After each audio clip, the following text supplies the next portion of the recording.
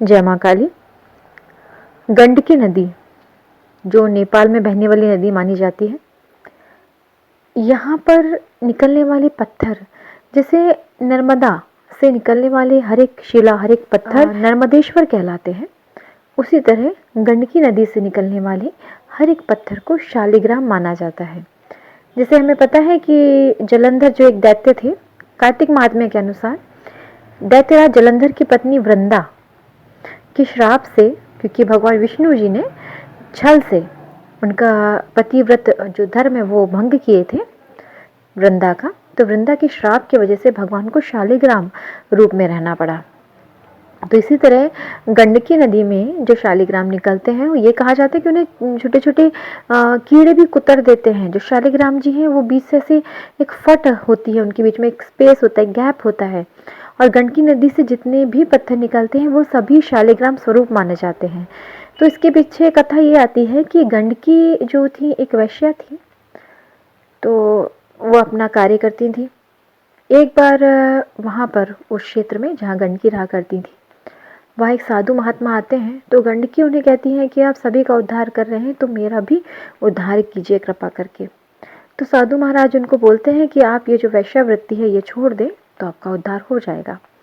तो गंडकी जब उनको बोलती हैं कि ये मेरा कार्य है तो ये छोड़ना मेरे लिए संभव नहीं है, तो साधु, लेकिन उसके बावजूद भी आपको मुझे तारना होगा, आपको मुझे इन सभी से निकालना होगा।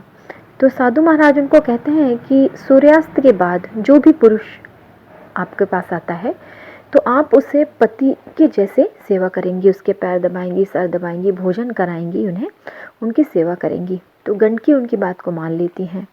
अब इसी तरह जो भी सूर्यास्त के बाद जो भी पुरुष उनके पास आता तो वो उनकी बहुत अच्छे से सेवा करती, उन्हें भोजन कराती, सर दबाती, पैर दबाती, बहुत उनको सेवा भाव से उनकी सेवा किया करती थी। तो एक बार क्योंकि उन्होंने उन साधु महात्मा को गुरु मान लिया था, तो गुरु मान ली थी, तो गुरु के वचन का वो पालन करके अपना रोज की दिनचर्या अपनी पूर्ण करने लगी। अब एक बार ऐसा होता है कि जब गुरु की आज्ञा आप मान ले, गुरु बिना गति नहीं, गुरु की आज्ञा जब आप मान के कोई कार्य को करें तो आपका मोक्ष, आपकी मनोकामना पूर्ण होनी निश्चित है और भगवान का मिलना भी निश्चित है। तो गंडकी जो साधु महात्मा है उनकी बातों को बस ध्यान में रख अपना कर्म किए जा रही थी। एक बार भगवान उनकी परीक्षा लेने के लिए सूर्यास्त के बाद में उनके पास जाते हैं। गंडकी अपने नियम अनुसार उनकी सेवा, और भगवान बोलते मेरे सर में दर्द हो रहा है, तो गंडकी उनका सर दबाती हैं, भोजन कराती हैं, और सुबह सुबह भगवान उनकी परीक्षा लेने के लिए कहते हैं कि मेरे सर में बहुत जोर से दर्द हो रहा है और मेरी तबीयत खराब हो रही है, स्वास्थ्य ठीक नहीं है, अब अच्छा नहीं लग रहा है। तो गंडकी बोलती हैं कि मैं वैद्य राज को बुलाकर लाती हूँ। तो भगवान बोलते हैं कि नहीं, मुझे अब वैद्य की आवश्यकता नहीं है, आप मेरे पास रहें। तो भगवान लीला से मरते नहीं हैं, लीला से वो नाटक करते हैं मरने का। तो अब गंडकी बोलती हैं कि क्योंकि ये कल सूर्यास्त के बाद मेरे पास आए थे और मैंने उनकी पति रूप में सेवा करी तो ये मेरे पति हुए, तो अब मुझे सती होना पड़ेगा। जब गांव वालों के पता चलता है कि गंडकी के यहाँ किसी पुरुष की मृत्यु हो गई है तो वो अर्थी सजाते हैं और अर्थी को वो ले जाने लगते हैं शमशान घाट। तो गंडकी उस शव यात्रा के पीछे पीछे जाने लगती हैं और चिता में जाकर के, जहाँ भगवान की चिता बनाई जाती है वहाँ पर जाकर वो बैठ जाती हैं और वो गांव वालों को कहती हैं कि इस चिता में अग्नि मत लगाइएगा।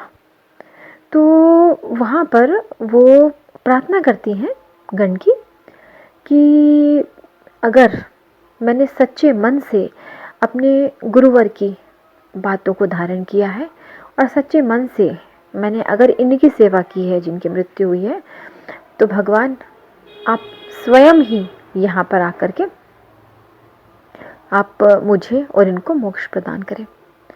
जैसे ही वो ये बोलती हैं तो भगवान वहाँ पर दर्शन दे देते हैं उनको उठ के कि तुमने बहुत सच्ची भावना से मेरी सेवा की और तुमने गुरु के वचनों का पालन करके मेरी सेवा की। तब जब गंडकी को भगवान दर्शन देते हैं तो वो बोलते हैं कि अब आप अपनी मनोकामना मांगिए मुझसे।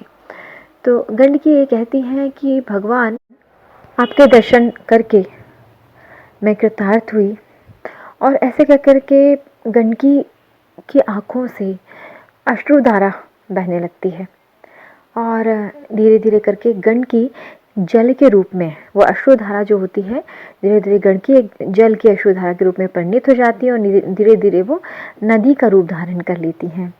तो गंडकी नदी का ये बहुत बड़ा एक महत्व है कि क्योंकि भगवान विष्णु ने स्वयं गंडकी की गोदी में सर रख कर के विश्राम किए हैं, तो ये कहा जाता है कि गंडकी नदी में निकलने वाले आज भी जो भी पत्थर हैं वो शालिग्राम कहलाते हैं।